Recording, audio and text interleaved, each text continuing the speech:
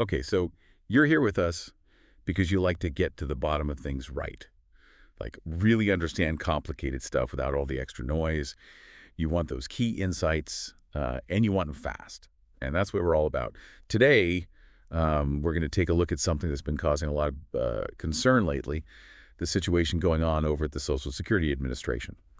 And to do that, we've pulled together info from a bunch of different places. We've got folks like Alex Lawson over at Social Security Works. We've got reports from different news outlets, and we've even got statements from senators. All so we can get a good grasp on what's actually happening and, more importantly, what it all means for you. That's right. In this deep dive, we really want to cut through all the clutter and just present you with the essential information. So we'll be looking at what our sources are saying about these service disruptions that are being reported, office closures, staff reductions, and of course, all the different theories and claims about what's driving these changes, especially when it comes to Elon Musk and his opinions. Yeah, his name keeps popping up. Okay, well, let's just jump right in. One of the things that really stood out in our research was these pretty serious accusations from Alex Lawson. And they're specifically targeted at Elon Musk and a group Lawson calls Doge goons. I mean, when you hear a phrase like that, you got to know more. What's he talking about? Right. Well, Lawson is claiming that these changes we're seeing, they're not random. He says they're surgically designed, and the goal is to actually cause harm to Social Security.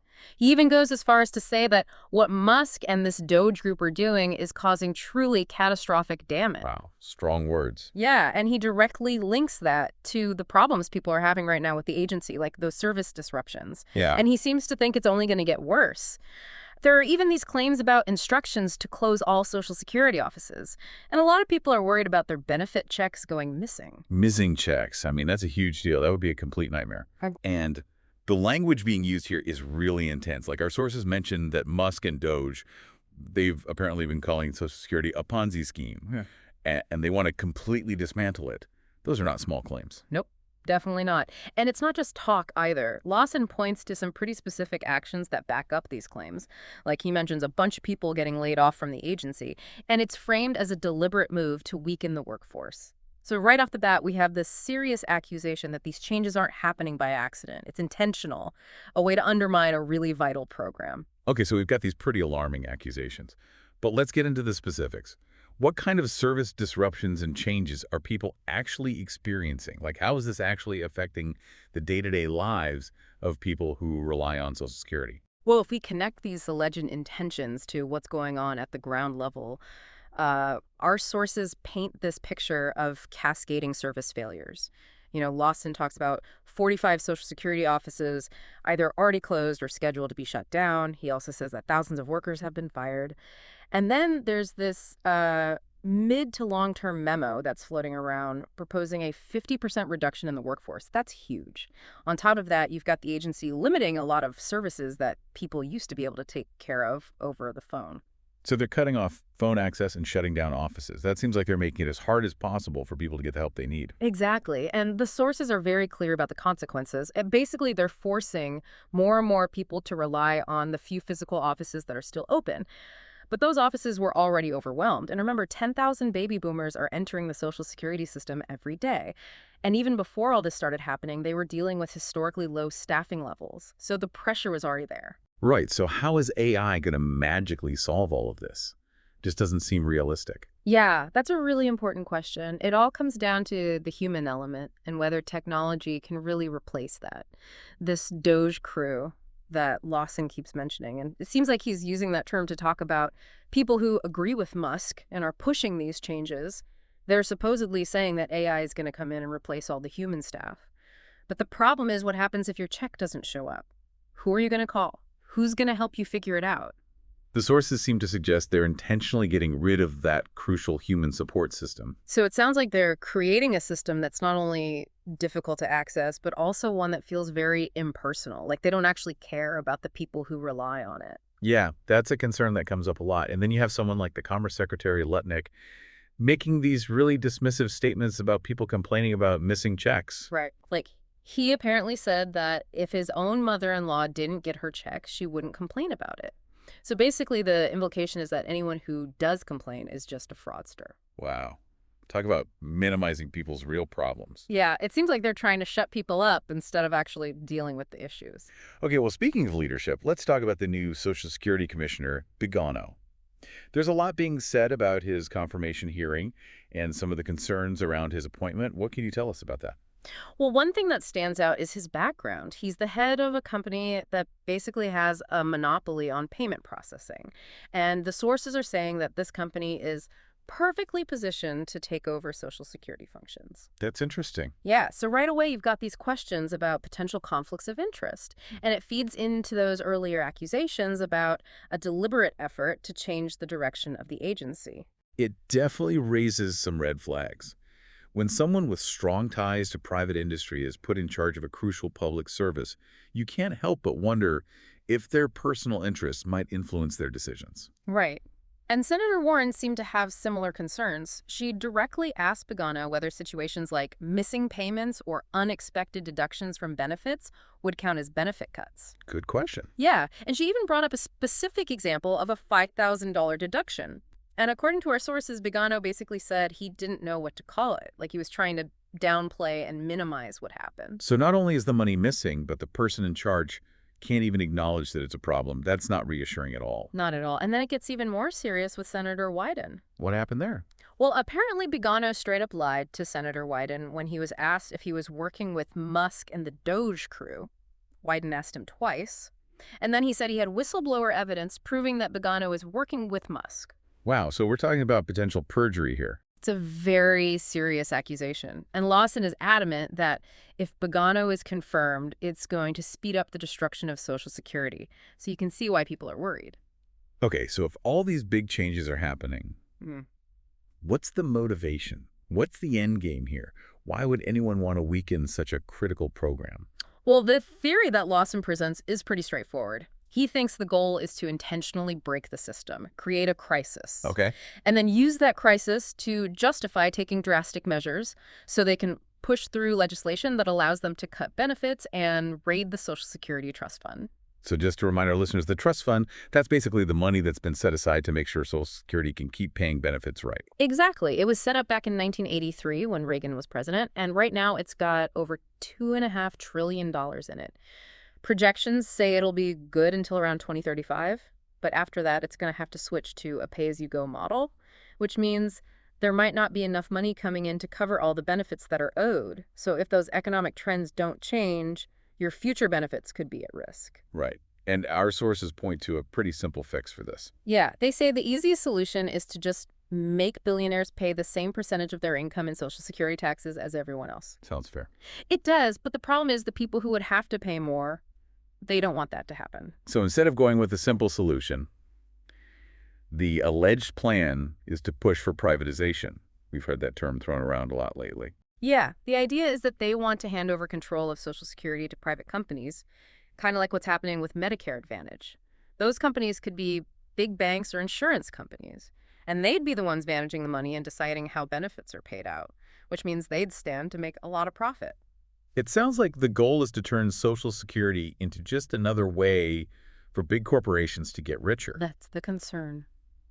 And our sources also talk about why the projected solvency timeline for the trust fund seems to have shifted. Like back in 1983, they thought it would last until 2060, but now they're saying 2035. What happened? Well, the explanation they give is that wages have been stagnant for most workers, while the super rich have seen their incomes explode. And a lot of that income is above the payroll tax cap, which is $176,000 right now. Right. So any money you make over that amount doesn't get taxed for Social Security, which means the system's been missing out on a lot of revenue. And that's one of the big reasons why the trust fund is in trouble. Okay, well, all of this sounds incredibly disruptive and honestly pretty scary. What kind of impact is this having on the people who actually rely on Social Security? The sources make it clear that it's becoming a lot harder for anyone who needs to visit a Social Security office in person. And with all these office closures, that's just about everyone. So if you need to change your bank information or update your address after a move or figure out how to navigate the system when you turn 65, it's a nightmare. And that's not even considering what happens if your check goes missing. And some of the individual stories are pretty horrifying. even if they haven't been officially confirmed. Yeah, there are these reports of people getting official-looking letters in the mail telling them they have to go to an office in person for the simplest things. Like one source mentioned a 92-year-old woman who was told she had to prove she's still alive. Imagine being that woman, getting a letter like that, especially if your local office is closed. It sounds like they're deliberately trying to make it as difficult and as dehumanizing as possible. And the central claim is that all of this is intentional. That's what the sources are saying. They believe this isn't about improving Social Security, it's about breaking it. So they can swoop in and say, look, it's a disaster, we need to privatize it, we need to cut benefits. And the people who would benefit most from that are the ones who are pushing for these changes in the first place. So beyond the office closures and staff reductions, our sources also point to other signs that the system is under immense strain. Oh yeah, definitely. The damage report has been covering this pretty extensively. They say the Social Security Administration's website has crashed multiple times because the servers are overloaded. Millions of people haven't been able to access their accounts or use any of the online services. That had insult to injury. Right. And the staffing shortages are so bad that field office managers are having to answer phones. And get this, they've apparently gotten rid of the system that used to track customer experience, so they don't even know how all these changes are affecting the people they're supposed to be serving. And then you have these incredibly long call wait times. 120 minutes, 180 minutes, sometimes even hours. And the callback function is totally unreliable. It's easy to forget just how many people rely on Social Security. This isn't some small agency we're talking about. Absolutely not. This agency sends out $1.5 trillion every year to 73 million beneficiaries. And it's important to remember that this is money they earned. They paid into the system. These are not handouts. And the exchange between Senator Sanders and Frank Bano really highlights the absurdity of all of this. Bano's the nominee for permanent commissioner. Yeah, Sanders basically asked him how it makes any sense to lay off half the staff when the system's already drowning in wait times and backlogs. And Bano just danced around the question. He wouldn't give a straight answer. Sounds about right.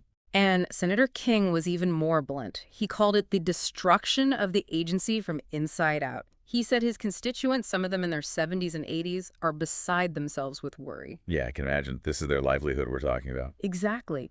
And AARP has said they're getting twice as many calls every week from people who are scared about losing their benefits. So clearly this is having a real impact on people's lives and their peace of mind. It is. And lastly, we have Senator Van Hollen, who really takes aim at Elon Musk and his role in all of this. Yeah, Van Hollen doesn't mince words. He called Musk's claims about Social Security lie after lie. He said it's all just a giant spin room. And he made a really important point that everyone needs to understand. Social Security benefits are set by law, not by Elon Musk. Right. What Van Hollen's worried about is that all these cuts they're making to phone lines and regional offices and staff, they're going to make it even harder for people to get the benefits they're entitled to.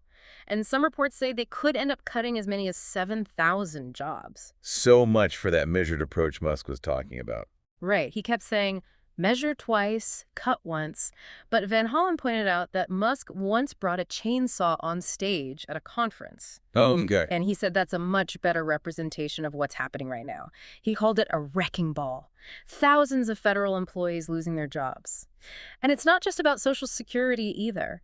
Van Hollen brought up Musk's plan to give out $1 million checks to voters in the Wisconsin Supreme Court election. Oh, yeah, I heard about that. He connected that to all the money Musk spent trying to get Trump elected. The implication being that Musk wants to buy political influence so his friends in government will do what he wants, like give him control over federal agencies. So it's all about power and money in the end. That's the accusation, that Musk is trying to rig the federal government to benefit the wealthy. Well, this has been a very intense deep dive. And honestly, it's pretty disheartening. Our sources are painting a really bleak picture of what's happening with Social Security. Yeah, it's definitely concerning. The big takeaway is that there seems to be a deliberate effort to weaken the agency. And they're doing it through these very specific actions, closing offices, cutting staff, making it harder for people to access services. And the sources believe this is all driven by a desire to either dismantle Social Security completely or privatize it.